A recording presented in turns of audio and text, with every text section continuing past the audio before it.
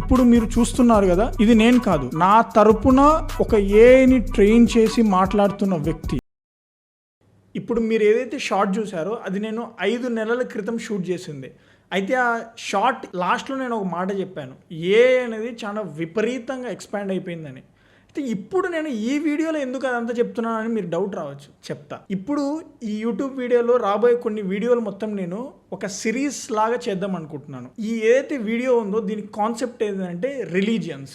వరల్డ్లో ఉన్న, ప్రపంచంలో ఉన్న అన్ని రిలీజియన్ని కవర్ చేయాలి అనేది నా యొక్క మెయిన్ ఉద్దేశం. సో దాని మూలంగా నేను ఏం చేస్తున్నాను అంటే, ఇది ఫస్ట్ వీడియో హిందూయిజం మీద, దీని తర్వాత ఇస్లాం మీద వస్తుంది, Buddhism, Jainism, Christianity and many more. ఎన్నైతే రిలీజియన్స్ ఉన్నాయి ప్రపంచంలో ఆల్మోస్ట్ అన్ని కవర్ చేయడానికి ట్రై చేస్తా. అయితే ఈ వీడియోలు అన్నీ చేయాలంటే స్క్రిప్ట్కి, షూటింగ్కి, ఎడిటింగ్కి ఇలా చాలా టైం వేస్ట్ అవుతుంది. ఈ టైంలో అంటే ఈ జనరేషన్లో మనం ఉన్న జనరేషన్లో కూడా ఈ పనులని మనం చేయగలిగితే యూజ్ ఏముంది?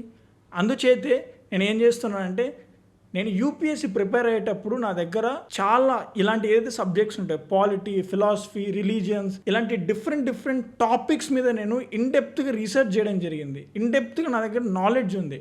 బట్ ఇదంతా నేను ఎప్పుడు కూడా వీడియో ముందుకు వచ్చి చెప్పలేకపోయాను. బట్ థ్యాంక్ఫుల్ టు ఏఐ ఇది ఇప్పుడు పాసిబుల్ అవుతుంది. ఇప్పుడు మీరు ఈ స్పీచ్ అయిపోయిన తర్వాత మీరు ఏదైతే చూడబోతున్నారో అదంతా ఏఐతో జనరేట్ చేసింది.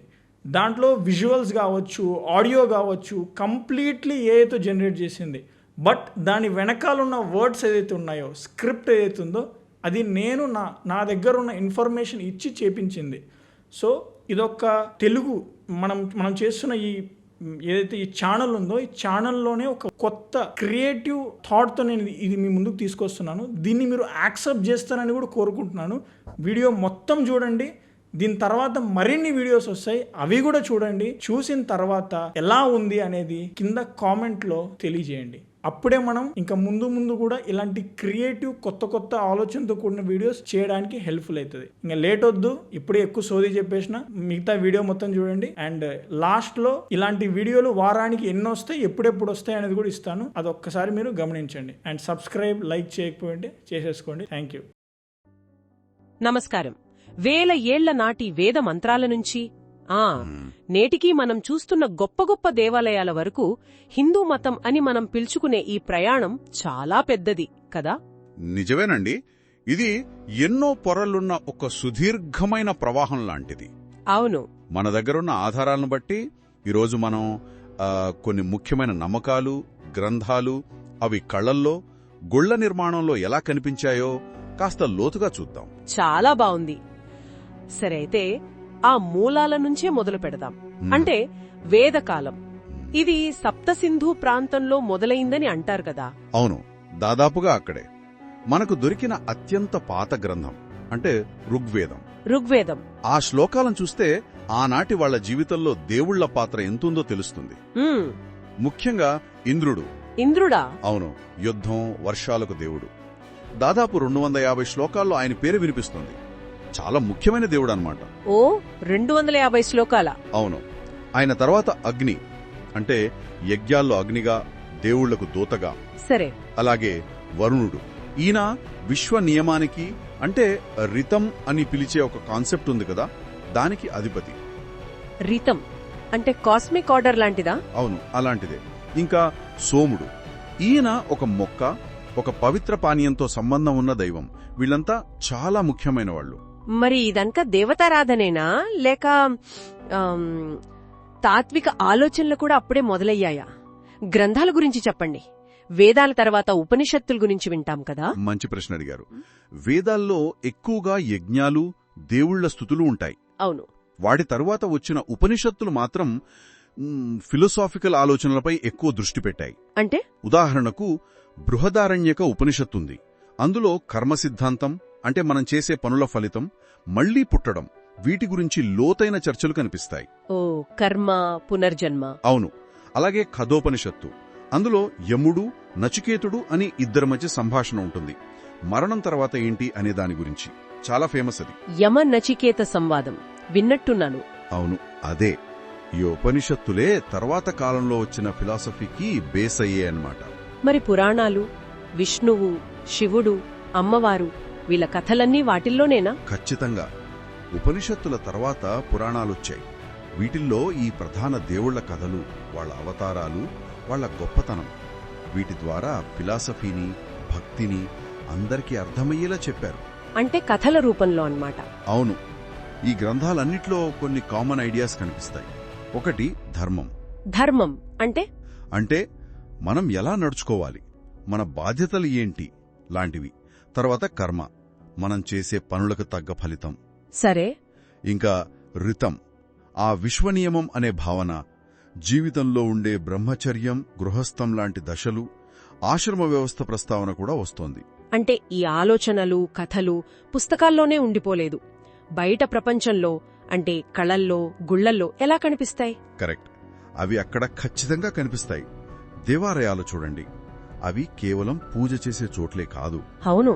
ఆ నమ్మకాలకు రూపం ఇచ్చినట్టుంటాయి.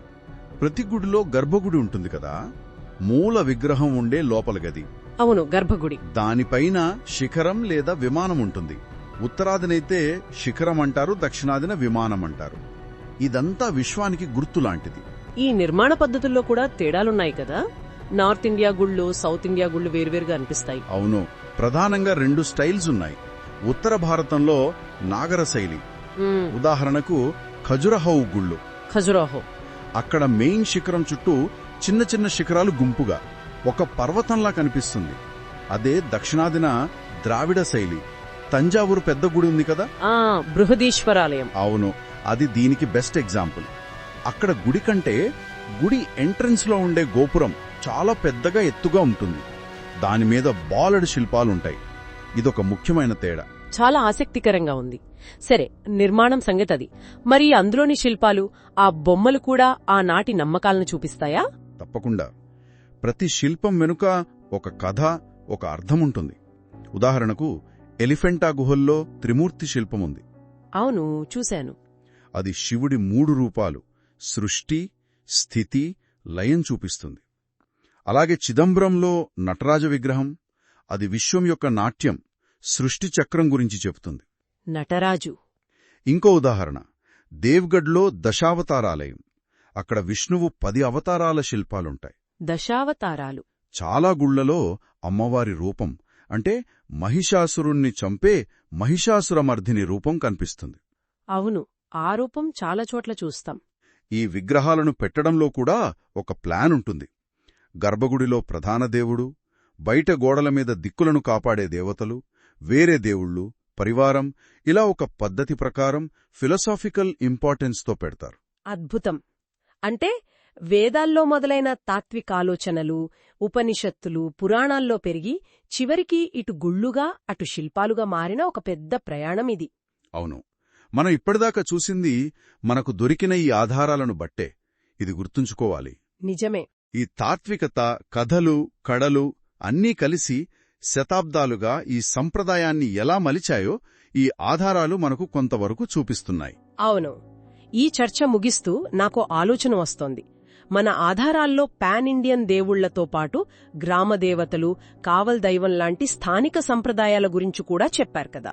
అవును, దాని ప్రస్తావన ఉంది. మరి దేశం మొత్తం పూజించే దేవుళ్లకి, ఈ ఊరి దేవుళ్లకి మధ్య ఉండే ఈ సంబంధం, ఈ కలయిక ఇప్పటికీ ఈ సంప్రదాయాన్ని ఎలా మారుస్తూ ఉండొచ్చు?